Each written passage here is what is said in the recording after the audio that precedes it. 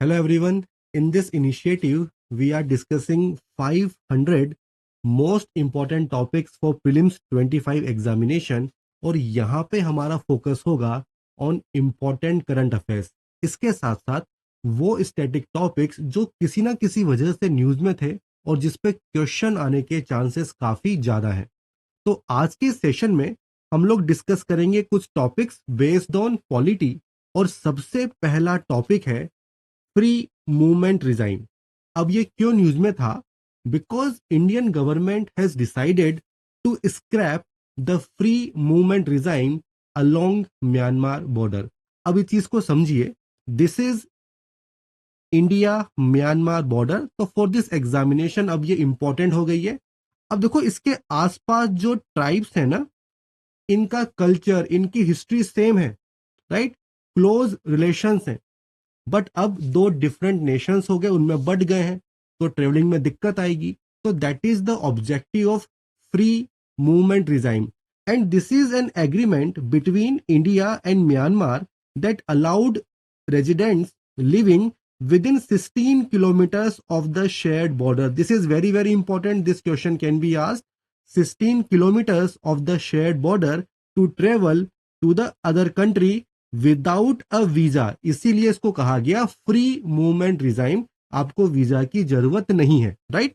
इसके साथ साथ ये भी देखिए कि this was implemented in 2018 as part of central government's act east policy. अब इसका बैकग्राउंड क्या है देखिए। इन 1826 जो ब्रिटिशर्स थे, उन्होंने बॉर्डर को डिमार्केट कर दिया, राइट? एंड यहाँ पे जो ट्राइब्स थी, बिना उनकी कंसेंट के बाउंड्री डिसाइड कर ली है। और ये जो ट्राइब्स थी, इनकी एथनिसिटी, इनका कल्चर एकदम सेम था। इस वजह से इश्यूज आ रहे थे। अब देखो, यहाँ पे इंडिया म्यांमार जो बॉर्डर है, उस पे भी क्वेश्चन बन सकते हैं। फॉर एग्जाम्पल, इसकी लेंथ कितनी है? तो लेंथ है 1643 किलोमीटर। एंड कौन कौन से इंडियन स्टेट्स इन्वॉल्व हैं? मिजोरम, मणिपुर, नागालैंड एंड अरुणाचल। और ये जो बॉर्डर है, इसकी रिस्पॉन्सिबिलिटी किसके पास है? असम राइफल। ये सारे जो है इंपॉर्टेंट क्वेश्चंस बनते हैं। तो दिस इज फर्स्ट टॉपिक। जो सेकंड टॉपिक है वो है स्पेशल लीव पेटिशन। तो भाई, ये कौन सी पेटिशंस हैं जो काफी स्पेशल है? तो this is provided by article number 136। देखो, लीव का मतलब क्या होता है? इसका मतलब होता है परमिशन, राइट? तो ये जो एसएलपी है ना, this is not appeal, this is petition for appeal. अगर एसएलपी आपकी एक्सेप्ट हो जाती है, इसका मतलब सुप्रीम कोर्ट आपकी अपील को सुनेगा। This is the meaning, right? अब देखो, ये है क्या? आर्टिकल 136 कहता है कि supreme court can grant special leave to appeal from any judgment. ये फाइनल भी हो सकता है, इंटरिम भी हो सकता है, in any cause or matter passed or made by any court. ये लोअर कोर्ट्स भी हो सकते हैं, ये हाई कोर्ट्स भी हो सकते हैं, ये ट्रिब्यूनल भी हो सकते हैं। बट यहाँ पे एक एक्सेप्शन है। वो क्या है? Exception of military tribunals and court martial. तो ये चीज आपको ध्यान रखनी होगी। Any judgment, any matter, any court except military tribunals, right? अब देखो, this is discretionary power of supreme court. It is up to the supreme court to accept or reject. इस पे भी क्वेश्चन आता है। अब भाई, कौन अप्रोच कर सकता है? Any aggrieved party can file SLP. This is again very important. Now what is the duration? देखो, it can be filed against any judgment of high court within 90 days from the date of judgment. ये पहला scenario है। दूसरा, it can be filed within 60 days against high court order refusing to grant the certificate of fitness for appeal to Supreme Court. तो ये दोनों ही scenario आपको याद रखने होंगे। एक के लिए 90 डेज, दूसरे के लिए 60 डेज का पीरियड है। और एक बार लीव ग्रांट हो गई तो SLP converts into an appeal and it is reheard on merits. तो this is special leave petition, article number 136 of the constitution, right? अब हम बात करते हैं कि भाई इसके ग्राउंड्स क्या है। For example, substantial legal question हो, मिसकैरेज ऑफ जस्टिस हो, violation of natural justice, breach of fundamental rights. अगर हम हिस्ट्री की बात करें तो ये जो कॉन्सेप्ट है, इसका ओरिजिन क्या है? British legal practice, right? And India में गवर्नमेंट ऑफ इंडिया एक्ट 1935 उसने पहली बार first codified this provision for Indian courts. तो इतनी इंफॉर्मेशन सफिशिएंट है, इस पे क्वेश्चन बन सकता है। This is topic number 2। अब हम बात करते हैं नेक्स्ट टॉपिक की, and this is uniform civil code. तो उत्तराखंड को लेके ये टॉपिक न्यूज में था ऑलरेडी, इस पे यूपीएससी ने क्वेश्चन पूछा हुआ है in prelims and in mains examination. देखिए न्यूज क्या है कि Uttarakhand government officially implemented this uniform civil code, right.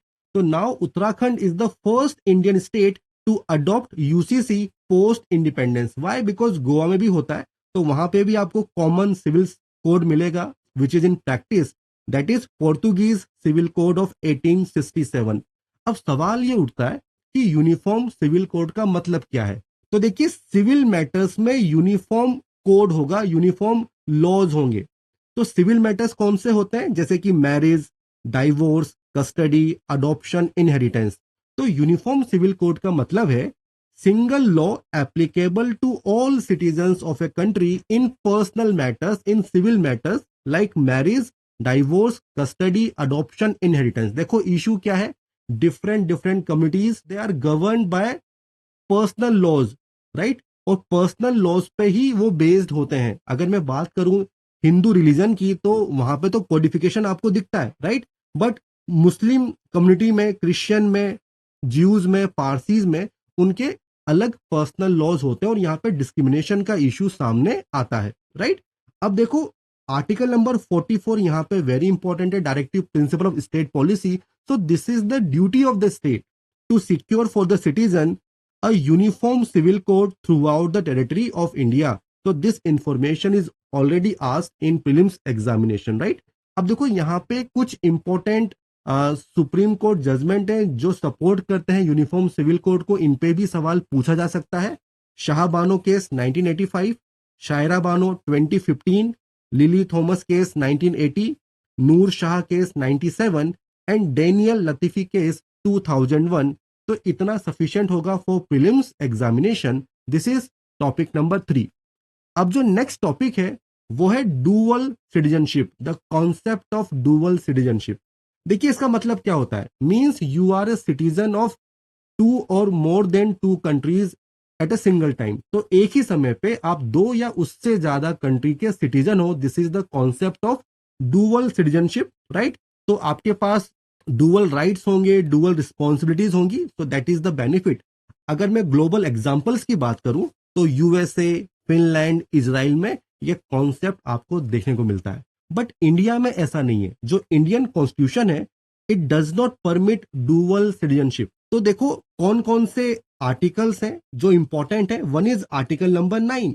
तो इसमें साफ साफ लिखा हुआ है कि अगर कोई इंडियन सिटीजन है जो वॉलंटरीली किसी दूसरे स्टेट की, फॉरेन स्टेट की सिटीजनशिप अक्वायर कर लेता है, तो भाई फिर आपको अपनी इंडियन सिटीजनशिप छोड़नी पड़ेगी। दिस इज आर्टिकल नंबर 9 और यही आपको मिलता है इन सिटीजनशिप एक्ट ऑफ 1955। अब देखो यहाँ पे एक एक्सेप्शन है, that is OCI scheme. This is overseas citizen of India. देखो ये this is not dual citizenship but this is similar to dual citizenship. यहाँ पे आपको बहुत सारे प्रिविलेजेस मिलते हैं। फॉर एग्जाम्पल आपको multipurpose, multiple entry, life long visa मिलेगा अगर आप इंडिया को विजिट करते हैं। पैरिटी विद एनआरआईज, बट कुछ कुछ लिमिटेशंस भी हैं, जैसे कि आप वोट नहीं कर पाएंगे। इसलिए मैंने कहा this is not dual citizenship, this is similar to dual citizenship, right. तो आपको एम्प्लॉयमेंट नहीं मिलेगा इन द गवर्नमेंट, आप इलेक्शन फाइट नहीं कर सकते हैं। तो ये सारी चीजें जो है आपको याद रखनी होंगी।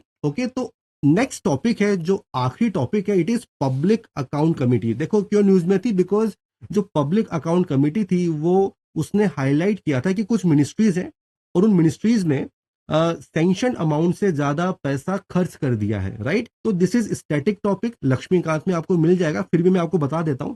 देखिए 1921 में इसको स्टैब्लिश किया गया था following the Montagu Chelmsford reforms, government of India act 1919, right. Rule 308 of Lok Sabha, this is important, right. This is constituted annually. इसकी मेंबरशिप क्या होती है, 22 मेंबर्स। तो 15 मेंबर आएंगे लोकसभा से और 7 आएंगे राज्यसभा से।